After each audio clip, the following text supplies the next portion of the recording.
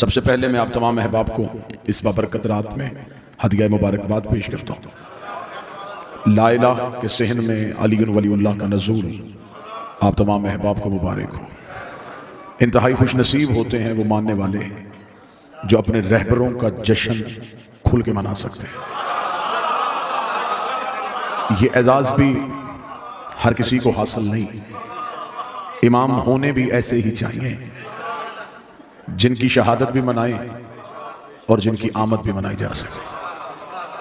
हमें फ़ख्र है कि हमें अल्लाह ने ऐसे हादिये बरहक अता फरमाए। अगर हम 21 रमज़ान को अमीर अल मोमिनीन का मातम करते हैं तो 13 रजब को अमीर का जश्न भी मनाते हैं। और ये ज़िक्र अली का मोजज़ा है कि बंदे हमारे सिर्फ रोने पे हंसते नहीं, हमारे हंसने पे रोते भी हैं। यार लोगों को जब हम रोते हैं तो फिर लोगों को खुशी महसूस होती है, और लेकिन किबला जब हम खुश होते हैं तब लोग गमगीन हो जाते हैं। इस वजह से नहीं होते कि वो हमें खुश देखना नहीं चाहते हैं। खुशी तो हर किसी को अच्छी लगती है, खुश तो बंदा दुश्मन को भी देख के हो जाता है। लेकिन सिर्फ और सिर्फ वजह ये होती है कि बाज़ अहबाब के जहन में यह ख्याल आ जाता है कि काश हमारा भी कोई ऐसा होता ताकि ये जश्न हम भी मना सकते, ये खुशियां हम भी मना सकते, ये चरागा हम भी कर सकते, ये लाइटें हम भी जला लेते।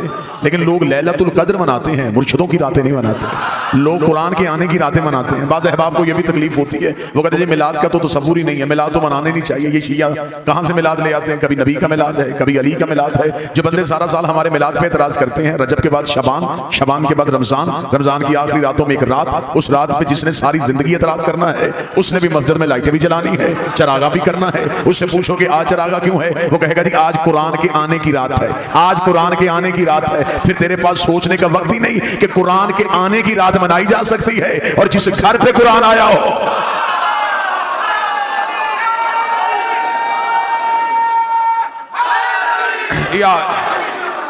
लिहाजा हम इब्तिदाई गुफ्तगू में हम खुशकिस्मत हैं कि हमारे पास ऐसे हादिये बरहक हैं कि जिनकी आमद भी हम मना सकते हैं। क्योंकि दिन मनाना मुश्किल नहीं होता, लोग दिन ढूंढ लेते हैं। बाबा जी लोगों को रिसर्च कर करके, तहकीक कर करके अगर लोगों को शहादत की तारीखें मिल जाती हैं तो यकीनन फिर लोग कहीं ना कहीं से विलादत भी ढूंढ सकते हैं। लेकिन मसला यह है कि जिसका दिन मनाया जाए उसके लिए चंद चीजों का इल्म होना जरूरी है। सबसे पहले तो मिलाद मनाने के लिए यह बताना पड़ता है कि कहां आए थे। चले मैं जुमला फिर बदल देता हूं, विलादतें मनानी नहीं पड़ती, वल्दियतें बतानी भी पड़ती। फिर बताना पड़ता है कि जिसका दिन मनाया जाए वो कौन है, बाप कौन है यार। लिहाजा सबसे पहली हमारी खुशकिस्मती तो ये कि हमारे पास इमाम ऐसे जिनका हम जश्न और खुशी मना सकते हैं। अब उससे आगे आ जाए तो उससे आगे आके फिर जब हम बेगानों से निकल के अपनों में आते हैं तो फिर एक बहस, एक नई शुरू हो गई है जिस बहस को खत्म होना नहीं चाहिए। ये पैदा होते हैं या नाज़िल होते हैं। मैं इंतहाई इमाम हुसैन का सबसे छोटा जाकर हूं। मैं इन हस्तियों की ना इस्मत पे बहस कर सकता हूं, ना मैं इन हस्तियों की खिलकत पे बहस कर सकता हूं कि पैदा होते हैं या नाज़िल होते हैं। मेरे नजदीक ये दोनों ही लफ्ज ठीक नहीं। किबला तशरीफ फरमाए, अहले इल्म है तायीद फरमाएंगे, जो चीज नाज़िल होती है वो भी बुलंदी से पस्ती की तरफ आती है। तो जिनके सफर को मेराज कहा जाए उनके बारे में तो मैं ये भी इस्तेलाह इस्तेमाल नहीं कर सकता। मैं अब एक लफ्ज़ में अब एक लफ्ज़ एक नया आज के जश्न के हवाले से आपको हदिया करना चाहूंगा। और यकीनन रावलपिंडी में कीदा पढ़ा भी जाता है, कीदा सुना भी जाता है। ये लफ्ज़ अच्छा लगे तो आपने नौकर को तायद कर देनी है कि आज के जश्न के हवाले से ये जुमला बड़ा अच्छा था। क्योंकि मेरे 5वें बादशाह से आगे एक सहाबी ने पूछा था कि मौला एक मोमन दूसरे मोमन से मिले तो बेहतरीन तोहफा उसे क्या देना चाहिए? अच्छा लिबास दे, बेहतर खुशबू दे या अच्छी सवारी दे? इमाम ने फरमाया नहीं, जब भी हमारा शिया दूसरे शिया से मिले तो सबसे बेहतर तोहफा यह है एक दूसरे को हमारे फजाइल सुनाया करो, एक दूसरे को हमारी फजीलतें सुनाया करो। और अगला जो इमाम ने अजर बताया आज के जश्न के हवाले से वो अजर भी सुन लेना। इमाम ने फरमाया हमारे दो शिया जब हमारी फजीलत में खुश होके एक दूसरे के गले मिलते हैं, उनकी बाहें छोड़ने से पहले 14 का अल्लाह उनके गुनाह माफ कर देता है। ये सिर्फ हमारी फजीलत की वजह। अब किसी ने कहा कि पैदा हुए और किसी ने कहा नाज़िल हुए। मैं यहां एक लफ्ज बेहतर इस्तेमाल कर लूंगा। मैं बार बार मुकम्मल तवज्जो चाहूंगा उस लफ्ज के लिए। बाबा जी एक लफ्ज कि ये पैदा होते, दूसरा लफ्ज ये नाज़िल होते। मैं एक लफ्ज इस्तेमाल करूंगा, न पैदा न नाज़िल। ये एक महदूद मुद्दत के लिए जब इंसान को अपने आप को देखने की ताब बख्शे, उस लम्हे को इनका आना कहते हैं, और जब ये इंसान से वो ताकत छीन ले उसे इनका जाना कहते हैं। ये मौजूद थे, मौजूद हैं और मौजूद रहे। थोड़ी देर के लिए जो इनका मुद्दत इनकी ज़ाहरी हयात तैयबा का तय्युन किया जाता है, तब इन्होंने जमाने को ये इजाजत बख्शी थी कि जमाना इन्हें देख सके। ये जमाने से पहले हैं, ये जमाने के बाद नहीं। ये जमाने के बाद होते तो ये इमाम जमाना ना होते। ये जमाने से पहले हैं, ये जमाने के बाद नहीं। अब आपके सामने मैंने इस बादशाह की इज्जत और मिदत बयान करने के लिए, क्योंकि हमारे लिए सबसे बड़ी खुशकिस्मती है कि हम फख्र के साथ कह सकते हैं कि हमारे अली काबा में आए, और ये भी एजाज किसी के पास नहीं है, ये भी फख्र किसी के पास नहीं है। और लोगों ने रवायतें मिटाने की कोशिश की है। लोग रवायतों को तो ज़ईफ कह सकते हैं या किताबें बदल सकते हैं, लेकिन किताबें मिट सकती हैं। काबे की दीवार से वो निशान तो आज भी नहीं मिटा, काबे की दीवार में वो निशान आज भी मौजूद है। और रावलपिंडी और इस्लामाबाद का मजमा आप क्या समझते हैं कि सऊदी अरब की हुकूमत हो और वो निशान बर्दाश्त कर रही हो? ये बातें और रिकॉर्ड हैं कि दुनिया भर की यूनिवर्सिटी से बेहतरीन केमिकल्स मंगवा के और बेहतरीन इंजीनियर्स बुलवा के उस दीवार के निशान को मिटाने का कहा था कि जितने डॉलर खर्च हो जाए, जितने रियाल खर्च हो जाए, किसी तरीके से ये दीवार का निशान मिट जाना चाहिए। उन इंजीनियर्स ने अपने अपने केमिकल्स लगाए, चले गए, सुबह पलट के वापस आए तो दीवार में निशान वैसे मौजूद था, दीवार में दरार वैसे मौजूद थी। अंग्रेज घबरा गए, अंग्रेज ने घबरा के कहा हमें इस निशान को मिटाने का ना कहो, हमें इस निशान की हिस्ट्री बताओ। ये निशान पड़ा कब था, ये निशान पड़ा कैसे था? उस वक्त सऊदी हुकूमत बताने में मजबूर हो गई कि सदियों पहले अबू तालिब के सहन से एक बीबी निकल के काबे के दीवार के करीब आई थी और दीवार ने फट के रास्ता दे दिया था। अंग्रेज ये कह के वापस चला गया, जिन्हें रास्ते खुदा देता हो बंदे वापस नहीं ले।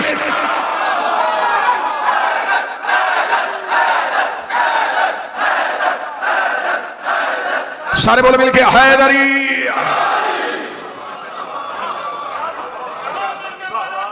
बिस्मिल्लाह।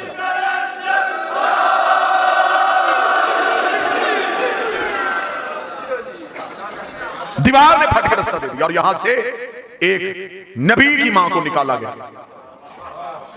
तो जो पूरी सभा हटाया नहीं गया। बीबी मरियम रहती ही अल्लाह के घर में, बरबतूल खुदा ने अपने घर से नज़ूल हजरत ईसा के वक्त का, मरियम चले जाए, ये इबादत खाना है, जिता खाना है, यहां बच्चे नहीं आते, यहां सजदे होते। उस बीबी के पास अपना घर भी नहीं था और उस बीबी को सहारे की जरूरत थी और अल्लाह दे भी बगैर शौहर के बेटा रहा था। शरायत सारी पूरी थी, फिर भी निकाल दिया। अब मुझे दुख होगा जो बंदा जश्न सुनने आया और अगली सदर पे ना बोले अली की मां आई नहीं थी, बुलाई गई। वहां घर भी कोई नहीं, यहां हवेली भी है। वहां बगैर शौहर के, यहां ऐसी शर्त भी कोई नहीं। तो मेरे मालिक उसे ऐन वक्त नज़ूल ईसा के वक्त निकाल दिया, इसे ऐन नज़ूल अमीर के वक्त बुला लिया। उसे हटाया क्यों, इसे बुलाया क्यों, उसे हटाया क्यों, उसे बुलाया क्यों? जो बंदे आज बैठ के अली वलीउल्लाह पढ़ने वालों पे कभी शिर्क के फतवे, कभी कुफ्र के फतवे लगाते हैं, अजब नहीं कि आवाज़ परवरदिगार आए कि मैंने मरियम निकाल के भी तौहीद बचाई है, अली की मां को बुला के भी तौहीद बचाई है। मेरे मालिक तौहीद कैसे बची? फरमाया अगर मरियम मेरे घर में ईसा को पैदा कर देती, क़यामत तक के लिए ईसाइयों के पास दलील हो जाती कि बेटा था तो बाप के घर में पैदा हुआ, बेटा था तो बाप के घर में पैदा हुआ। अच्छा मेरे मालिक इसलिए तूने मरियम को निकाला, फिर अली की मां को क्यों बुलाया? फरमाया अली की मां को बुला के तौहीद इसलिए बचाई है कि मुझे खबर है दुनिया ने अली को अल्लाह का बेटा नहीं, दुनिया ने अली को अल्लाह कहना है। मैं अली को काबे में उतारूंगा, जब भी तेरा रजब आएगी शिया सुन्नी कहेंगे अली अल्लाह के घर में आया, अली अल्लाह के घर में आया, अली अल्लाह के घर में आया। मैंने जमाने को बताया है अली और है अल्लाह।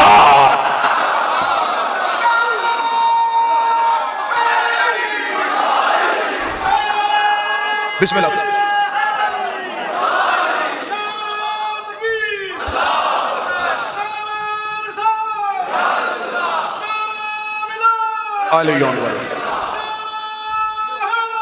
यार हमने अली को अल्लाह के घर में उतारा। फिर जहां बीबी गई है, मैंने आपके सामने कुरान की एक आयत पढ़ी, खुदा कहता है जो पहला घर इंसान की हदायत के लिए बनाया, जो हमने फजा किया इंसानियत की हदायत के लिए, वो मक्का वाला। और खुदा ने कहा उस घर का काम यह है कि वो आलमीन को हदायत करता है। सर ना हलाइएगा, जुबान को जहमत दीजिएगा। खुदा ने कुरान में कहा है कि काबा हदायत करता है। काबे की पकीजगी पे किसी को कोई शक नहीं, क्योंकि हाथी का पाक होना जरूरी है। काबा करता है हदायत, काबा करता है जमाने को बाबा जी हदायत, और हाथी का हदायत के लिए बोलना भी जरूरी है। खुदा कुरान में कहता है कि काबा हदायत करता है। जश्न का माहौल है, मुस्कुराया भी जाए तो इबादत है। जो काबा हदायत करता है, बाबा जी मैंने उसी काबे के गिर्द लोगों की जेबें भी कट होती देखी, और खुदा कहता है ये हदायत करता है। अगर काबा हदायत करता है तो काबा रोकता क्यों? इसका मतलब है कि काबे की हदायत का मियार ढूंढना पड़ेगा कि काबा हदायत करता कैसे, काबा हदायत करता कैसे। बाज दफा होते हैं बुजुर्ग ने बच्चे का हाथ पकड़ा होता है, गली में जाते जाते सामने वाली बिल्डिंग की तरफ इशारा करके, बेटा ये सामने स्कूल है ना, मैं यहां से पढ़ा था। पढ़ाया स्कूल है नहीं, उसके अंदर कोई उस्ताद है। जो बंदे चुप बैठे हैं, बंदा बस में बैठ के साथ वाली सवारी को कह रहा होता है कि मुझे उस अस्पताल से शिफा हुई थी, नब्ज़े अस्पताल ने नहीं देखी, उसके अंदर कोई डॉक्टर है। पढ़ाया स्कूल ने नहीं, उसके अंदर कोई टीचर है। फिर काबा भी हदायत नहीं करता, अंदर देख अंदर कोई हादी है, जिसकी वजह से खुदा ने कहा कि मेरा काबा हदायत करता। और जिस काबे को खुदा ने हादी करार दिया, ये काबा असल नहीं। मैं अहले इल्म हजरात की मौजूदगी में जुमला कहूं, जिस बैतुल्लाह की तरफ मुंह करके सजदा किया जाता है, ये काबा असल नहीं। ये है बैतुल मामूर की छवि, ये है जमीन का मरकज, वो है आसमान का मरकज। ये काबा उस काबे की छवि है। लोग असल को सजदा नहीं करते। अच्छा, मौलवी शबी को सजदा करे तो नमाज हो जाए। अहले इल्म बंदे तशरीफ फरमाए हैं कि जो मस्जिद के ऊपर गुंबद बना होता है, ये गुंबद भी शबी है, गुंबद खिजरा। भाई ये गुंबद को बनाने का मुसलमानों के यहाँ तसव्वुर कहां से आया? इन्होंने रसूल के रोजे पे गुंबद देखा, उसी गुंबद को मस्जिद के ऊपर बनाया, उस मीनार की छवि मस्जिद में रखा, फिर उसी मस्जिद के अंदर एक मिंबर रखा। वो मिंबर था, वो भी रसूल के मिंबर की छवि थी। जो ऊपर गुंबद है वो भी छवि, जो नीचे मिंबर है वो भी छवि। दुख मुझे तब होता है जब छवि के नीचे छवि में बैठ के मौलवी कह रहा होता है कि छवि देखने से निकाह टूट जाता। जिसके नीचे बैठा वो भी छवि, जिसके ऊपर बैठा वो भी छवि।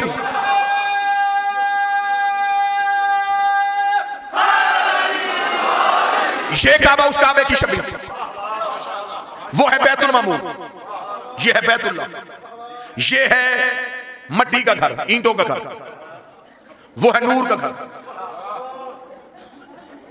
ये बैतुल्लाह उसे देख के बनाया गया। और हजरत इब्राहिम ने खाना काबा बनाया नहीं, खाना काबा की दीवारों को बुलंद किया था। काबा पहले से मौजूद था। ये काबा उस काबे की छवि, यहां इनके जिस्म आए, वहां इनके नूर थे। यहां जिस्म आए तो जिस्मों ने तवाफ किया, वहां नूर थे तो नूरों ने तवाफ किया। वो बैतुल मामूर भी असल नहीं, उसके ऊपर भी एक काबा है जिसे अर्श रहमान कहते हैं। वो बैतुल मामूर अर्श रहमान की छवि है। उस अर्श रहमान पे कौन है? जिब्रील तो सिदरतुल मुंतहा पे रुक गया था। वहां आले मोहम्मद फरमाते हैं, वो रहता है या हम रहते हैं। वहां हमने उसके नूर का तवाफ किया था। बैतुल मामूर में उसने हमारे नूरों का तवाफ करवाया, बैतुल्लाह में हमारे जिस्मों का तवाफ हुआ। अब मुझे नहीं पता कि अच्छा लग जाए तो मैं माफी चाहता हूँ। 13 रजब को अली की माँ आई थी, अब मुझे समझ नहीं आ रही कि इस काबे से अली लेके आई है या उस काबे से अली लेके।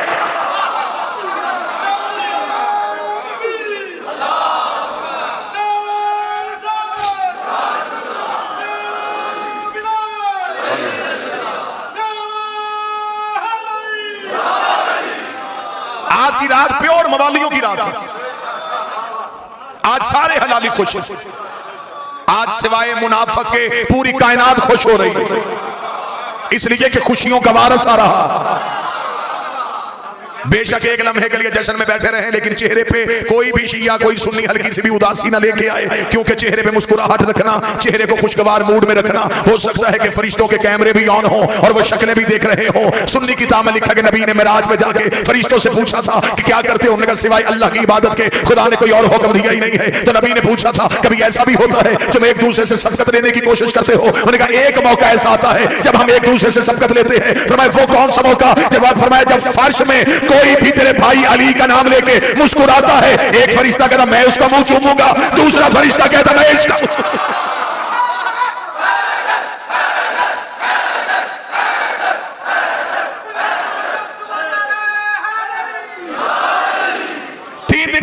मुसलसल मादर अमीर उल मोमिनीन खाना तौहीद में मेहमान रही। कतर कोई भी बंदा अली की मां की इस्मत पे शक न करे। बतूल ना होती तो काबे के शहर में ना होती। तौहीद की मेहमान। किसी किताब से साबित करो कि हजरत अबू तालिब ने रोटी भेजी हो, खाना हजरत अबू तालिब के घर से आया। 3 दिन अल्लाह के घर में मेहमान बन के बैठे और खुदा ने कुरान में कहा मेरे काबे में 4 काम होते हैं, रकू होता है, सजदा होता है, तवाफ होता है और एतकाफ होता है। 4 काम अल्लाह ने काबे के बताए, तवाफ, रकू, सजदा, एतकाफ। तवाफ काबे के अंदर नहीं, बाहर। रकू काबे के अंदर नहीं, बाहर। सजदा काबे के अंदर नहीं, एतकाफ काबे के बाहर नहीं। खुदा ने कुरान में कहा मेरे काबे में एतकाफ होता है। मौलवी सर पे कुरान रख के बताए सिवाय अली की मां के काबे में बैठा कौन है जिसके बैठने को अल्लाह ने एतकाफ कह के पुकारा। मुसलसल 3 दिन तक अली की मां तौहीद की मेहमान। 13 रजब को गई, 16 रजब को आई। एक दिन भी हजरत अबू तालिब शहजादी को ढूंढने के लिए काबा नहीं आए। खबर थी कि जिसकी अमीना थी वो नूर इलाही का नज़ूल। 3 दिन तक मुसलसल रही और बीबी खाना काबा की चाबी भी इसी घर में रहती। आई दीवार से। बीबी अगर दर से आ जाती, आज मौलवी कह देता चाबी जो घर पड़ी थी, तो घर से चाबी लेके अली की मां आ गई। खुदा ने दरवाजे से नहीं दीवार से बुलाया। यह जुमला मुझे याद आ गया किबला सजादी साहब का। वो कहते दर था, दीवार पे लगना था। दर पे नहीं आता, दर दीवार पे होता। 3 दिन तक मेहमान रहे। 16 रजब को रसूल आए। किसे लेने के लिए? अली को लेने के लिए। किसी एक किताब से साबित करो रसूल कुरान लेने कहीं गया। कुरान नबी को ढूंढता हुआ आया। नबी मस्जिद में होते थे, कुरान मस्जिद में आता था। नबी मिंबर पे होते थे, कुरान मिंबर पे आता था। नबी मैदान में होते थे, कुरान मैदान में आता था। आयतें नबी के पीछे गई, नबी आयतों के पीछे नहीं आया। जो कुरान लेने कहीं नहीं जाता था वो अली को लेने के लिए काबे के दरवाजे के करीब आया। इधर मादर अमीर अल मोमिनीन के हाथों पे अली था। किताबें कहते हैं यहां तक कि अहले सुन्नत के कौसम नियाज़ी ने भी लिखा कि रसूल ने अपने हाथों को जल्दी से बढ़ाया। फरमाया अम्मा ये अमानत मेरे हवाले कर। अली का रसूल के हाथों पे आना था। अली ने आंखें खोली। आंखें खोल के पहली नजर नबी के चेहरे पे पड़ी। पहली नजर का नबी के चेहरे पे पड़ना था। रिसालत ने इमामत की खुराक का बंदोबस्त किया। रसूल ने अपनी जुबान से निकाल के अली के तहन में दी। नबूवत के सीने से इल्म के चश्मे फूट फूट के इमामत के तहन में मुंतकिल होना शुरू हुए। जमाना समझ रहा था कि शायद भाई भाई को जुबान चुसा रहा है। आखिरी नबी पहले इमाम का इल्म मुंतकिल कर रहा था। नबूवत अली को इल्म दे रही थी। या अली ने अपनी आंखें खोली। रसूल ने अली को हाथों पे उठाया हुआ था। रावलपिंडी गिरदोनवा का मजमा जो जश्न अमीर बनाने के लिए आया है। रसूल ने अली को यूं सीने से लगाया, लगा के कहा मेरे अल्लाह पहली बार मेरे हाथों पे अली आया है। मेरा जी चाहता है मैं अली को काबे के शहर में ऐसे लोरी दूं जैसे मक्के में अबू तालिब ने मुझे अपने हाथों पे लोरी दी थी। रसूल ने हाथों पे उठा के कहा लहमो का लहमी, दमो का दमी, जिस्मो का जिस्मी, हरबो का हरबी, बुग़्ज़ो का बुग़्ज़ी, अदुव्वो का अदुव्वी, अंत मिन्नी वाना मिनका। ऐ अली तेरा खून मेरा खून है, तेरा जिस्म मेरा जिस्म है, तेरा गोश्त मेरा गोश्त है, तेरी हड्डियां मेरी हड्डियां है, तेरे दोस्त मेरे दोस्त है, तेरे दुश्मन मेरे दुश्मन है। अंत मिन्नी वाना मिनका। तू मुझसे है न तुझसे हो, तू मुझसे है न तुझसे हो। नबी लोरी दे रहा था। ये नबी को अपने पांव पे जबरील के पैरों की सनसनाहट महसूस हुई। जबरील का खुदा कह रहा है खर्चे सारे मेरे, अली सारा तेरा। एक लोरी अपनी तरफ से नहीं है, एक लोरी अल्लाह की तरफ से दे। तूने कहा तेरी आंखें मेरी आंखें नहीं, तूने खून कहा, तूने गोश्त कहा, तूने जिस्म कहा। अली हाथों में उठा, अब अल्लाह की तरफ से लोरी दे। तेरी आंखें ऐनुल्लाह है, तेरा चेहरा वजहुल्लाह है, तेरी जुबान लिसानुल्लाह है, तेरे दोस्त रजी अल्लाह है, तेरे दुश्मन अल्लाह ना तो।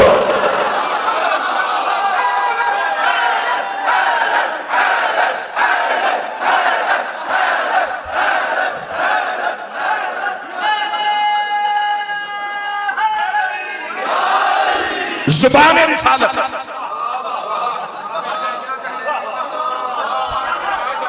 रसूल ने अली को जुबान चुसाई।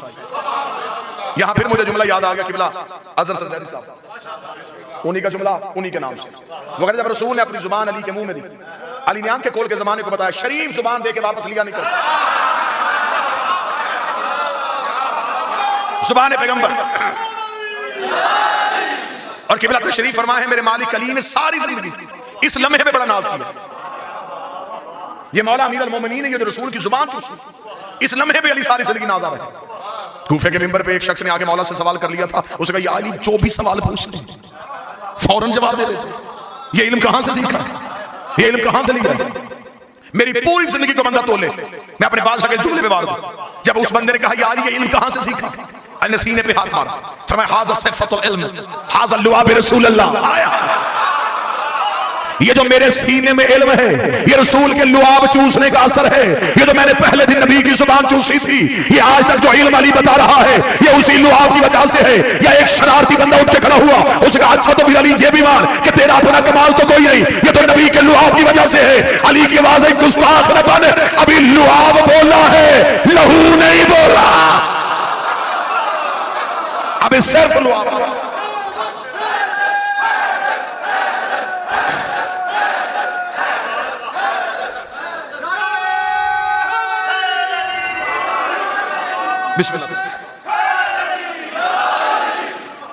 अभी सिर्फ लुआबे पैगंबर बोले, यानी कि अभी तक दुनिया में जितने अलूम हैं ये सारे कहां से खुले? अमीरुल मोमिनीन की वजह से। कार्लाइल का एक जुमला है बड़ा खूबसूरत, उसने बड़ा खूबसूरत जुमला कहा। वो मजहब के एतबार से ईसाई था लेकिन मुसलमानों को शर्मिंदा कर गया। वही जुमला बाबा जी उसने कहा काश दुनिया अली को मैदान जंग में मसरूफ न रखती। उसने कहा कितने बदनसीब हो मुसलमानों, तुम्हारे पास अली जैसी शख्सियत थी। तुमने कभी खैबर में, कभी खंदक में, कभी सफीन में, कभी नहरवान में खड़ा किया। उसने कहा काश तुम मुसलमान अली को तलवार देके मैदान में खड़ा ना करते, अली को सिर्फ मिंबर पे बिठाया जाता। ये सिर्फ बोलता। उसने कहा अगर इसे सारी जिंदगी बोलने दिया जाता तो ये इल्म की इतनी दुनियाएं तख्लीक कर देता कि क़यामत तक रिसर्च की जरूरत ही न पड़ती। क़यामत तक रिसर्च। आज दुनिया के पास जितना इल्म है इस सब की इब्तिदा जो है वो अमीरुल मोमिनीन से मिली। हर इल्म की गिरह खोल के जमाने के सामने फेंका है। और अली फरमा रही जितना इल्म है रसूल के लुआब की वजह से, रसूल के लुआब की वजह से। सुन्नी किताबों में हदीस दिखाने के लिए तैयार हो, किबला मेरी ताईद फरमाएंगे। अहले सुन्नत किताबों में लिखा है ये जितने अंबिया बने थे ये नबी के पसीने से बने थे। इस नूर से जो नूरानी पसीना जारी हुआ, पसीने से मुराद ये नहीं होता बदन का पसीना। पसीना क्या है? हमारे जिस्म की जो नमकियात जो खारिज होती है उसे हम पसीना कहते हैं। और जो नूर से खारिज होती है माज़ल्ला सुम्मा माज़ल्ला वो कसाफत नहीं, वो तो नूर ही है। नूर से नूर ही गिरता है। फरमाया जो नूर से नूर के कतरे गिरे, खुदा ने उन कतरों के सदके नबी बना। नूर से नूर गिरा, कोई आदम सफीउल्लाह, कोई नूह नजीउल्लाह, कोई इब्राहीम खलीलुल्लाह, कोई मूसा कलीमुल्लाह। बातें करें तो फिर करें कहां, सुनाएं तो फिर सुनाएं कहां। जिगर फटता है जब बंदे सर पे अमामा रख के कहते हैं ये भी मासूम नहीं है, ये भी मासूम नहीं है, ये भी मासूम नहीं है। वो मौलवी इतनी जुल्लत पैदा करे, वो हजरत इब्राहीम को कहे मासूम नहीं, हजरत इस्माइल को कहे मासूम नहीं। अगर ये सारे नबी मासूम हैं तो कैसे बने थे? नबी के पसीने से। फिर डूब के मर जा। जो पसीने से बने वो मासूम हो सकते हैं तो जो खून मोहम्मद से बने, जिनकी रगों में नबी का लहू, आले मोहम्मद के मजहब में मासूमीन की मनसूस मिन अल्लाह तादाद 14। लेकिन इस घर के अफराद इस्मत के दर्जों पे फाइज, बिलखसूस बिलाल सरकार हजरत अबुल फजल अब्बास फातिह शाम शहजादे मादर अमीरुल मोमिनीन सरकार हजरत अली अकबर, ये वो शख्सियात है जो इस्मत के दर्जों पे फाइज। जितनी भी इल्म की दुनियाएं खुली किसने खोली? अली ने। आज दुनिया में जितना अलूम है ये अमीरुल मोमिनीन की वजह से। हत्ता कि यहां तक कि एक यूरोपीय मुफक्कर ने किताब लिखी थी दी आंट, उसने 20 साल रिसर्च करके चींटी पे किताब लिखी। बाबूजी 20 साल वो जंगलों में, सहराओं में, मैदानी इलाकों में वो चींटी पे रिसर्च करता, किस इलाके में कौन सी चींटियां रहती हैं, रंगतें क्या हैं।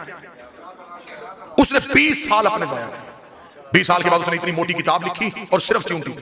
किताब मार्केट में आई, लोगों ने उस किताब को देख के हैरान की गजा, यार ये बंदा इतना बड़ा रिसर्च स्कॉलर, ये 20 साल सिर्फ चींटी पे देखता।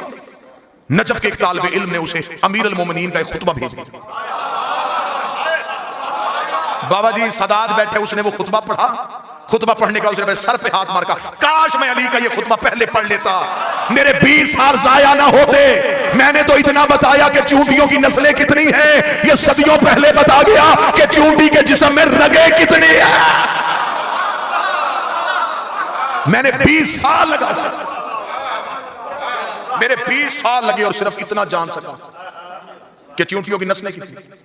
सदियों पहले मुसलमानों में कैसी शख्सियत भी थी। जिसने ये भी बता दिया कि चूंटी के जिस्म में रगें कितनी। बादशाह ने वहां फरमाया था, अमीर ने फरमाया था कि चूंटी जब भी चलती है ये कितार में चलती है। अमीर मोमिनीन रेत पे बैठे हुए थे तो एक शख्स ने आकर इमाम से सवाल किया था कि हर चीज में खुदा ने कोई ना कोई राज रखा है, बताइए इस चूंटी में क्या राज है। तो अमीर मोमिनीन ने वहीं पे एक फिलबदी खुतबा जारी किया। मौला ने फरमाया कि अल्लाह ने चूंटी को, और मौला ने फरमाया था कि चूंटी की खुराक पूरे साल की गंदम का एक दाना। अमीर ने फरमाया था कि चूंटी जब दाने को स्टोर करती है तो इसे 4 हिस्सों में करती है, 2 हिस्सों में काट के नहीं रखते। अल्लाह ने इसे भी इतना शऊर दिया है कि दाने को 2 हिस्सों में रखूंगी तो फिर पौधा उगाएगा।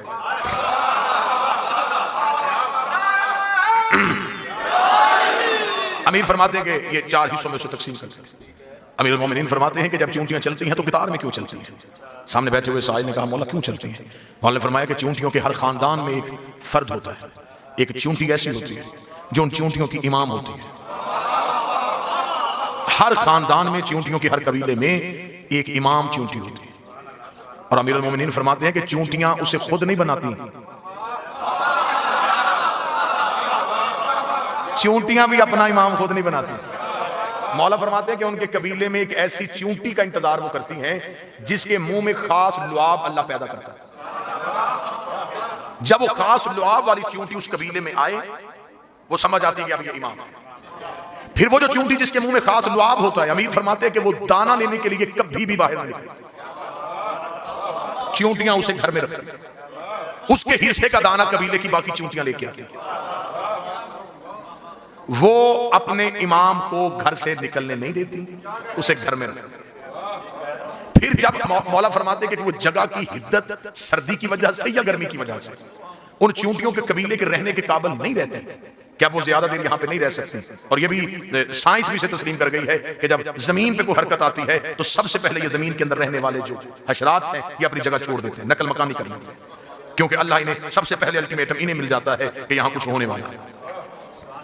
मौला फरमाते हैं कि जब वो जगह यहाँ रहने के काबिल नहीं रहती तो अब अगली जगह के इंतखाब के लिए बाकी चूंटियां नहीं जाती, अब वो इमाम उठता है, अगली जगह के इंतखाब के लिए वो इमाम जाता है। दुख होगा मुझे जो बंदा बैठा जश्न में और ना बोले, हिजरत जब भी करे इमाम करता है। जब कोई जगह रहने के काबिल नहीं रह जाती कि मतलब फिर वो इमाम जो है वो अपनी जगह से हरकत करता है, वो जाता है। अब वो जब जाना है उसने तो अब उसने अगली जगह उसे अपने कबीले की स्ट्रेंथ का अंदाजा होता है कि हमारे कबीले की तादाद कितनी है और किस जगह पे हम रह सकते हैं। मौला फरमाते हैं वो अगली जगह का इंतखाब करने के लिए जाता है और जहां से वो गुजरता है वो लुआब जो उसका खास लुआब है वो उसे फेंकता जाता है, अगली जगह जहां उसे मुनासिब लगे वो वहां जाके बैठ जाता है। चूंटियां उस लुआब को सूंघती हुई कितार में चलती हैं। दुख लेके जाऊंगा जो बंदा ना बोले, चूंटियां भी जानती हैं कि अपने इमाम के रास्ते से हटी तो भटक जाएंगी। चूंटियों का सराते मुस्तकीम भी उनका इमाम बनाता था। अमीरुल मोमिनीन ने पूरा खुतबा चूंटी में दे दिया, इल्म की जितनी ग्रहें खोली ये सारी की सारी। अभी रजब में दिन गुजर के गया सरकार इमाम अली नकी अलैहिस्सलाम के हवाले से, अल्लाहुम्मा सल्ली अला मुहम्मद व आले मुहम्मद, सरकार मोहम्मद तकी अलैहिस्सलाम का दिन गुजरा, तो लिहाजा यहाँ तकवी नकवी सदात तशरीफ फरमा है। मुझे बहुत बेहतर लगी एक राइटर की एक बात, उसने कहा मैंने शिया मजहब के जो 12 आइमा हैं इनकी सवाने हयात को सारी पढ़ा, उसने कहा मुझे सबसे ज्यादा लुत्फ जो है वो इस बात पे आया कि इस घर में ऐसे भी लोग आए हैं जो बचपन में मिंबर पे बैठ के इल्म बताया करते थे। उसने कहा मुझे इनकी जिंदगी का सबसे बड़ा लुत्फ ये आया कि उस्ताद 6 साल का होता था, शागिर्द 100 साल का होता था।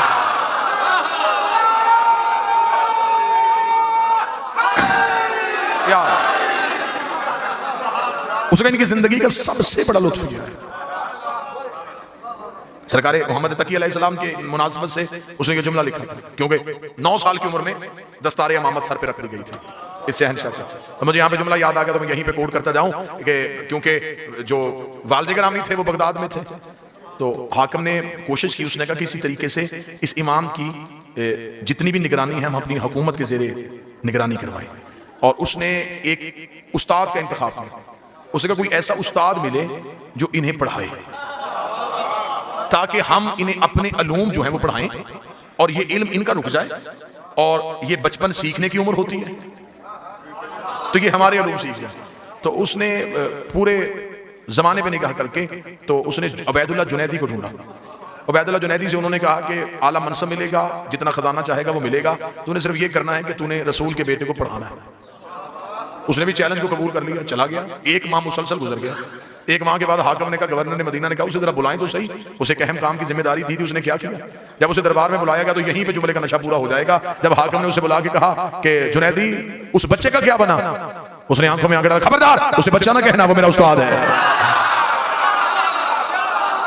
उसे बच्चा ना कहना, वो मेरा उस्ताद है। इतना कहना था, मैं परेशान हो गया। उसने कहा वो 6 साल का बच्चा तेरा उस्ताद हो गया और तू पूरे जमाने को पढ़ाता फिर रहा था। उसने कहा मैं भी पहले दिन यही सोच के गया था कि शायद वो 6 साल का है, शायद वो 6 साल का है। मैं पहले दिन उसके सामने बैठा, मैंने अपनी किताबें उसके सामने रखी, वो सामने से किताब उठाता था, हाथ मारता था, गर्द निकाल के रखता था, फिर जहां से मैं इल्म शुरू करता था वो मुझे इंतहा सुना देता था, मैं इब्तिदा करता था, वो इब्तिदा बता देता था। मैंने उसके कदमों पे हाथ रखा, शहजादे मुझसे पहले भी को तुझे पढ़ाने आया है, इतना कुछ तूने कहां से सीखा। उसने कहा जुनैदी इतना याद रखना, हम पढ़ाने आए हैं, पढ़ने नहीं आए,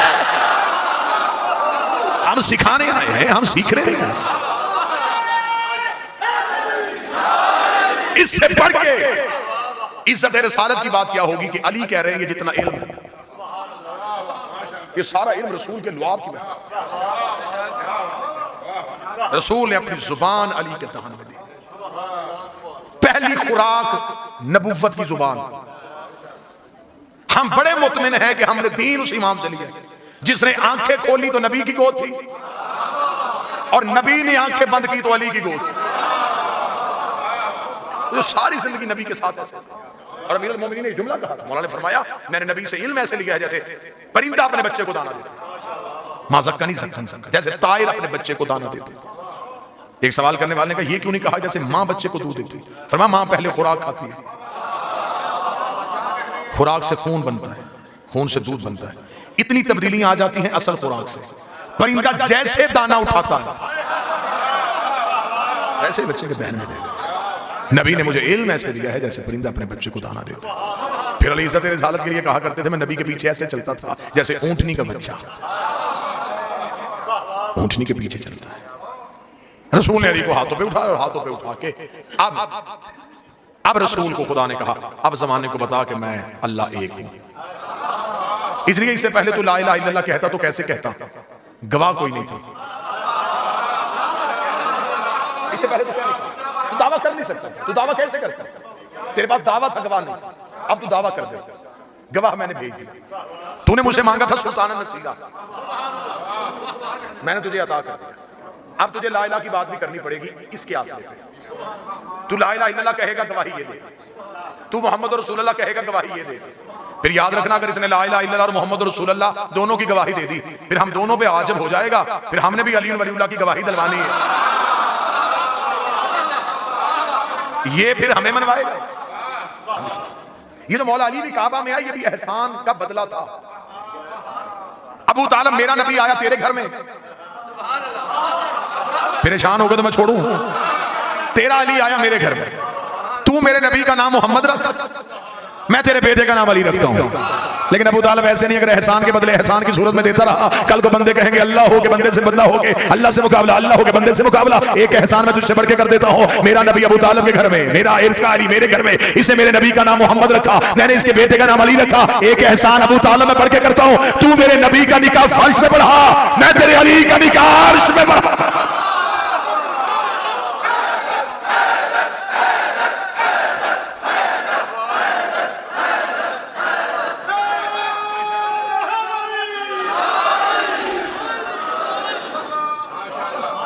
हाथों पे अली को लिया और रसूल काबा से बाहर आए। अब रसूल के चलने का अंदाज बड़ा निराला था। अब मोहम्मद रसूलुल्लाह की टेक आ गई थी। अब अली वलीउल्लाह की सूरत में मुहाफ़िज़े तौहीद आ गया था। अब रसूल ज़माने की आंखों में आंखें डालकर कूलू ला इलाहा इल्लल्लाह, अब कहो कि अल्लाह एक है। जब अरब के जाहिलों ने कहा तुझे किसने कहा अल्लाह एक है, तो फिर यही अली बचपन का उठता, मैं गवाही देता हूं कि अल्लाह है। रसूल ने दावा किया, अमीर ने गवाही दी। आज पूरी दुनिया में मुसलमान वो गवाही दोहरा रहे हैं। हम गवाही देते हैं अल्लाह है, ये हमने गवाही किसके कहने पे दी? हमने तो अल्लाह देखा नहीं। इसका मतलब है कि हमने उस हलफ को दोहराया जो रसूल के सामने अली ने दिया था। अमीर अल मोमिनीन ने सबसे पहले कहा कि मैं गवाही देता हूं अल्लाह है। आज पूरी दुनिया के मुसलमान कहते हैं हम भी गवाही देते हैं अल्लाह है। फिर मौलवी को शर्म नहीं आती? जिसकी वजह से अल्लाह की गवाही दी जाती है उसकी अपनी गवाही से नमाज छूट कैसे जाती है?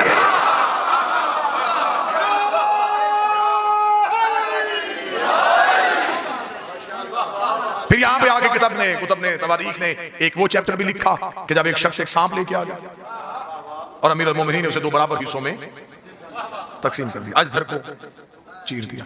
यमन के एक शहजादे ने कब्र अली पे आके चैलेंज किया था। उसने आके कहा था, उसने कहा वो बड़ा जंगजू था, उसे अपनी तलवारबाजी पे बड़ा अबूर था। उसने अमीर अल मोमिनीन की कब्र पे आके कहा, उसने कहा काश अली मैं तेरे दौर में होता तो मैं भी तुझे अपनी तलवार के चलाने का अंदाज सिखाता। अभी वो दावा करके उठा नहीं था या दो बराबर हिस्सों में तकसीम होकर गिर गया। लाश उठा के यमन पहुंचाई गई। जब उसके बाप के सामने लाश गई, उसका कैसे मेरा बेटा कत्ल हुआ? उसका गुजर रहे थे शिकार की तलाश में, ये नजफ रुक गया था। इसने अली की कब्र पे दावा किया था और इसकी लाश वहीं पे दो हिस्सों में तकसीम हो गई। जुमले तारीख में बाप ने कहा तराजू लाके मेरे बेटे की लाश के दोनों हिस्से तोलो। जब तोले गए उन्होंने कहा बिल्कुल बराबर है। उसने कहा अली ने मारा है। ऐसी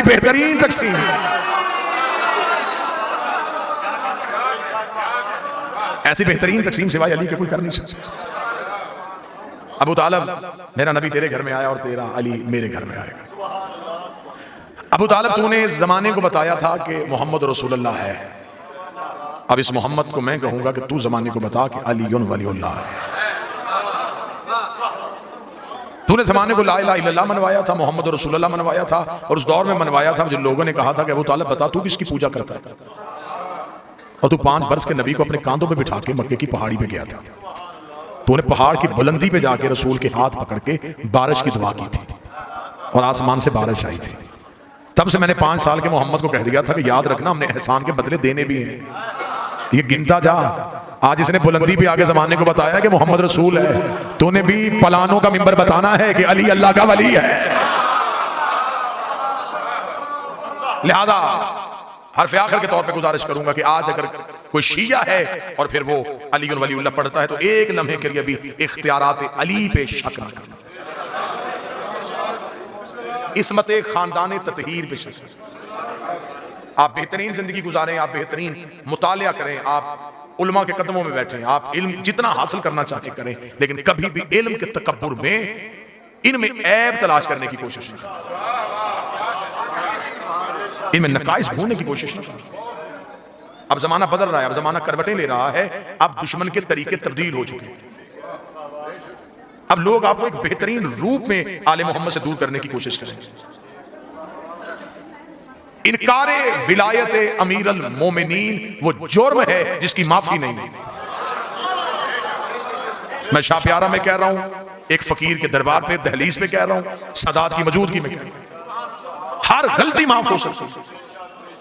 तौबा गुनाहों की है, वो शफीउल मुज़निबीन है, वो गुनहगार की शफाअत करे। लेकिन इनकार विलायत अमीर अल मोमिनीन वो जुर्म जिसकी माफी तौहीद ने भी नहीं दी। अमाल की गठड़ियां हो और उनमें अली ना हो तो रसूल फरमाते हैं कि जन्नत क्या, जन्नत की खुशबू को भी नहीं सूंघती। हाँ, अमाल में कजी कमी हो लेकिन दिल में अली हो।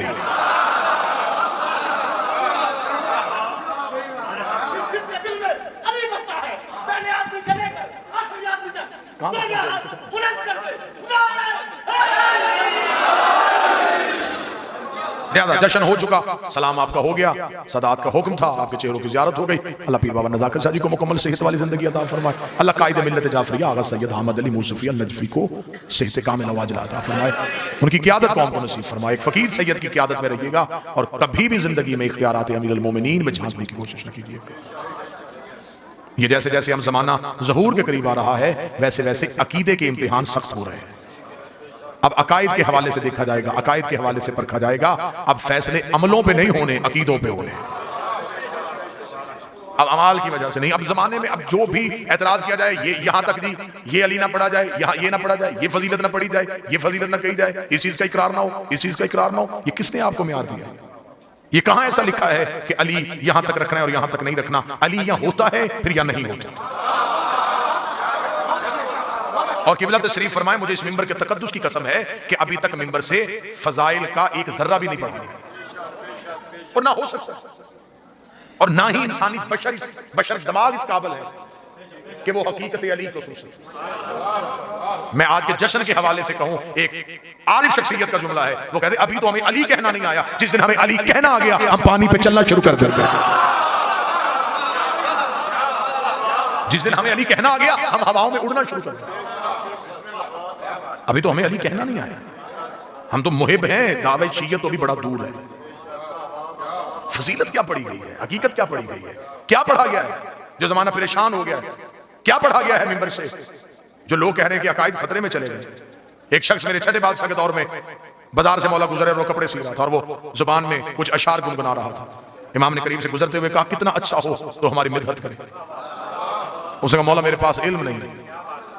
इमाम ने जमीन से एक रेत का जर्रा उठाकर मुंह खोल, उसे मुंह खोला। इमाम ने वो जर्रा उसकी जुबान पे रखा, उसने आंखें बंद कर कहा शहर वालों आओ मैं तुम्हें अली के फजाइल सुनाऊं। किताबें कहती हैं लोगों का मजमा लग गया, जो कल तक कपड़े सीखता था ये फजीलत सुनाने लगा है। ऐसे उसने फजाइल सुनाए, लोगों ने कानों पे हाथ रख लिए, लोगों ने कहा हमारे दिमाग फट जाएंगे, जिगर फट जाएंगे, क्या पढ़ रहा है, हमसे बर्दाश्त नहीं होगा।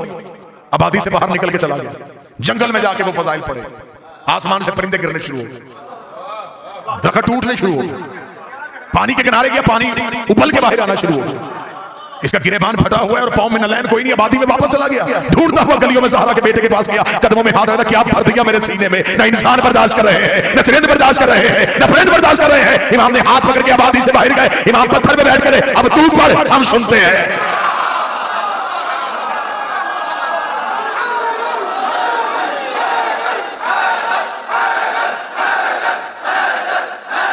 सारे बोले मिल के हैदरी। लिहाजा इनसे इरफान की भीख मांगे। आपके सामने फजीलत का कोई जुमला पढ़ा जाए और अगर आपका ज़हन उसे तस्लीम न करे, शक न करना, मौला से इरफान की खैरात मांगना। अगर तुम्हें उस काबिल समझेंगे तो मार्फत अदा कर देंगे, वरना वो फजीलत तुमसे वापस ले लेंगे। शक की गुंजाइश तो फिर भी किसी सूरत में नहीं है। इनकी फजीलत में, इनकी विलायत में, इनकी इस्मत पे, इनकी तहारत पे आप शक नहीं कर सकते। हमेशा के लिए जिंदा रहना चाहते हैं, विलायत अली न छोड़िएगा, मातम शब्बीर न छोड़िएगा, इज्जतदार अकीदे वाले सैयद की तौहीन न कीजिएगा और ज़हरा के दुश्मन की कभी इज्जत न कीजिएगा। ये जो शीयत आप तक पहुंची है, ये फूलों की सेज से होकर नहीं आई। अल्हम्दुलिल्लाह मैं मिंबर आले रसूल पे इतने लोगों के सामने इस पाक धरती पे कह रहा हूं, हमारा अकीदा तौहीद वही है जो हमें आले मोहम्मद ने अता किया। हमारा अकीदा रिसालत वही है जैसा हमें अली ने रसूल का एहतराम बताया। हम 12 आइमा की इमामत के कायल हैं, चहारदा की इस्मत और तहारत के कायल हैं, लेकिन इसी इस्मत को इस खानवादा में मुसलसल समझते हैं, इस घर के अफराद को इस्मत के खासे में समझते हैं। आज मौलवी मस्जिद का दरवाजा खोल के कह रहा है अल्लाह को पहचानो, हिंदू मंदिर की घंटी में जाके कह रहा है अल्लाह को पहचानो, ईसाई चर्च का दरवाजा खोल के कह रहा है अल्लाह को पहचानो, हर कोई कह रहा है अल्लाह को पहचानो, अल्लाह को पहचानो, अल्लाह को पहचानो, अल्लाह को पहचानो। अकेला अली था जो कूफे के मिंबर पे कह रहा था पहले खुद को पहचानो। जब तक तुम्हें तुम्हारी मार्फत नहीं होगी तब तक तुम्हें अल्लाह की मार्फत नहीं होगी। पहले अपने सर से लेके पांव तक अपनी शख्सियत को देखो, अपनी हसीयत को देखो, अपनी औकात को देखो। बस हमें इतना ही फख्र है, हमें उस अल्लाह का आज की रात में अपने बादशाह का इतना शुक्र। ये सिर्फ मौला अली कह सकते थे, ये मौला अमीर से पहले ना किसी ने कहा ना बाद में कोई कहेगा कि ऐ मेरे अल्लाह मैं तेरी इबादत।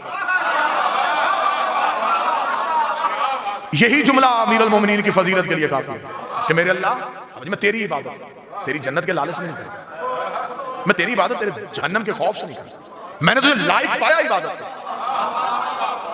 तो इस लायक है कि तेरी इबादत। ये जुमला वही कह सकते थे, उन्हें ही कहना चाहिए था, उन्हीं की जुबान से दस्ता था। हम तो आज शबे नजूल है मेरे मालिक तेरी, हम ये सारे शिया सुन्नी आए, मेरे मालिक मैं इन सब की जुबान बनके इन सब की इजाजत के साथ मेरे मालिक मैं आज की रात पे आपको कहने लगा हूं, या अली हम आपको मौला जन्नत के लालच में नहीं मानते, या अली हम आपको मौला जहन्नम के डर से नहीं मानते, या अली हम आपको मौला इसलिए मानते हैं आप लायक ही मौला के हैं। अली मौला, अली मौला, अली मौला। हम इसलिए आपको मौला मानते हैं कि आप इस लायक हैं कि आपको मौला मानते हैं। ये उसका करम है कि उसने हमें अली जैसा इमाम अता कर दिया। और हमेशा इंसान की ये फितरत है कि इंसान के पास जो चीज हो उसकी कदर नहीं होती। हमारे पास विलायत अली जैसा हथियार मौजूद है। आज दुनिया को सबसे ज्यादा खौफ है तो तुम्हारे इसी हथियार से। आज तुम जमाने पर राज अगर करोगे तो सिर्फ अली वलीउल्लाह की वजह से। तुम्हारी पहचान विलायत है, तुम्हारा शनाख्ती कार्ड अली वलीउल्लाह है, तुम्हारा तशख्खुस अली वलीउल्लाह है, तुम्हारी पहचान अली वलीउल्लाह है। नाम माँ बाप देते हैं, लेकिन जब मैयत घर में पड़ी होती है तो फिर कोई भी नाम से नहीं पुकारता। मैयत को गुस्ल हो गया, मैयत को कफन हो गया। अभी थोड़ी देर पहले जो चौधरी साहब थे, जो जाकर साहब थे, जो किबला काबा थे, वो सब वापस हो गया। क्यों? वो दुनिया की चीजें थी, दुनिया ने वापस ले ली। घर के अंदर अभी पड़ा है जिससे, और जमाने ने तुम्हें तुम्हारा दिया हुआ नाम तुमसे वापस ले लिया, तुम्हें मैयत कह के पुकारना शुरू कर दिया। फिर जब तुमने कब्र में जाना है तुम्हें नाम से नहीं बुलाया जाएगा, तुम्हें तुम्हारे इमाम से बुलाया जाएगा। लिहाजा नाम की इज्जत रखते हो तो उस इमाम की इज्जत रखो जिसने कब्र में तुम्हारी जगह बोलना है। कब्र की कोठरी में तुम्हारे आखिरी सहारे का नाम अली है। मौला हुसैन की इज्जत की कसम है, इमाम हुसैन का सबसे छोटा जाकर हूं, पूरे मुल्क में कह रहा हूं, तुम्हारे आखिरी आसरे को अली कहते हैं। कब्र में हर कोई वापस आ जाए, फिर वही वारिस है सरहाने बैठा। फिर उन्होंने लिखा कि वो कब्र की पहली रात जब होती है तो फिर वो चिराग जो करीब होते हैं वो अंधेरी रात में वो चिराग अच्छे लग रहे होते हैं कि अंधेरे में कुछ चिराग रोशन है। थोड़ी देर के बाद वो उनमें चिरागों में से कुछ चिराग जो हैं वो फड़फड़ाते हुए बुझने शुरू हो जाते हैं। तो वो मलाइका से पूछता है ये चिराग जो बुझ रहा है ये क्यों बुझ रहा है? वो कहेगा ये तेरी नमाज थी, तू भी छोड़ देता था, वो भी छोड़। ये अगला चिराग क्यों बुझने लगा? ये रोजा, तू भी छोड़ देता था, ये भी छोड़। ये ज़कात थी, तू भी नहीं देता था, ये भी छोड़। अमाल वाले चिराग बुझने शुरू हो गए। अभी मोमन घबराया है, या सूरज इतनी रोशनी कब्र में आई। उस नूर का आना था, पहला भी रोशन, दूसरा भी रोशन, तीसरा भी रोशन। वो खुश होके कहेगा ये क्या है? तो हाज़ा नूर विलायत अली इब्ने अबी तालिब।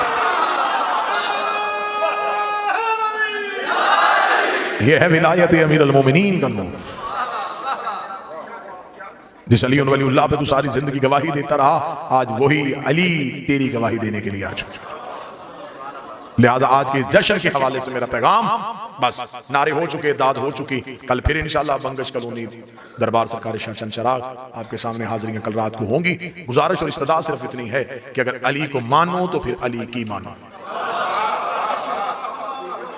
जमाने के सामने एक बेहतरीन शिया के रूप में आए ताकि कोई बंदा हमारी वजह से हमारे मजहब पे इल्जाम न लगा सके।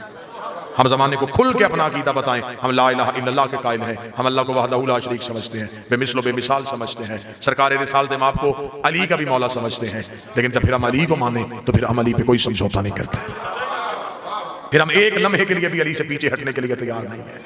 इसलिए कि हमारी कब्र के आसरे का नाम अली है। और जब क़यामत के मैदान में खड़े होंगे तो जब मौलवी ने कहा है कि वो एक दिन होगा जब सूरज सवा नेज़े पे आ जाएगा और बदनों को पसीना आ जाएगा। मेरी समझ में तो आज तक यही नहीं आया जब सूरज ही सवा नेज़े पे आ जाना है फिर बदन बचेंगे तो पसीना आएगा। फिर जब पूछा गया मासूमीन से कि मौला ये सूरज जो सवा नेज़े पे आएगा ये कौन सा सूरज है? फरमाया तुम क्या समझते हो ये निज़ाम शमसी वाला सूरज है, ये अली की विलायत का नूर है जो अली की पेशानी से ज़ाहिर है। मौला उसमें क्या होगा? फरमाया कुछ जल जाएंगे और कुछ ठंडक महसूस करेंगे। हाय हाय हाय,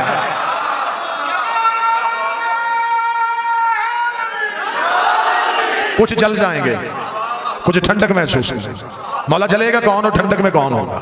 फरमाया विलायत का नूर है, जो इकरार वाले होंगे वो ठंडक में आ जाएंगे, जो इनकार वाले होंगे वो जल जाएंगे। जब से मैंने ये पढ़ा है तब से मुझे बड़ा लुत्फ आया है। या अली तेरे दुश्मन का मुकद्दर ही अजीब है, यहां भी जलना वहां भी जलना। ये अली की विलायत का नूर है जो अली की पेशानी से जाहिर होगा। फिर फरमाया कि वो एक तेज धार तलवार होगी, वो बाल से ज्यादा बरीक होगी, तलवार से ज्यादा तेज होगी, आग से ज्यादा गर्म होगी। आ जाए बिस्मिल्लाह, मौला आपको इज्जत दे, आए बिस्मिल्लाह।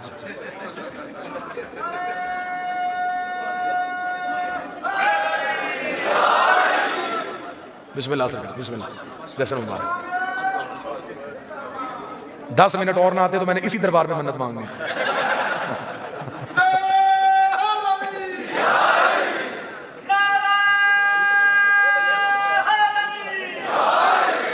मौला आले मोहम्मद इज्जतों के साथ नवाजे बरादरी ज़ी वक़ार जनाब मुर्तज़ा कंबर साहब तशरीफ ले आए।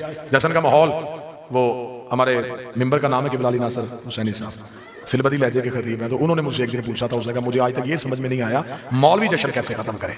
ये जाकर तो बोलो बोलो सकीलान में खत्म कर लेते हैं।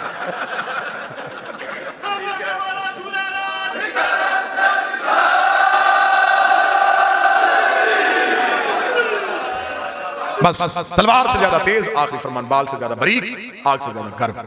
उसका मौला हरारत की इंतहा को आग कहते हैं। आग से ज्यादा गर्म क्या है? फरमाया आग सिर्फ बदन जलाती है, हमारी विलायत मुनकर की रूह जला देती है। मौला तलवार से ज्यादा तेज क्या है? फरमाया तलवार सिर्फ बदन काटती है, हमारी विलायत मुनकर का शजरा काट देती है। अलीयुन वलीउल्लाह शजरे से निकाल भी देता है, अलीयुन वलीउल्लाह शजरे में डाल भी देता है। नूह के बेटे ने नूह के बाप होने का इनकार नहीं, नूह के इख्तियार का इनकार किया था, अल्लाह ने उसे शजरे से निकाल दिया। मोहम्मद बिन अबी बकर ने अली की विलायत का ऐलान किया था, अली ने शजरे में डाल लिया। सारे मिलके नाराए हैदरी।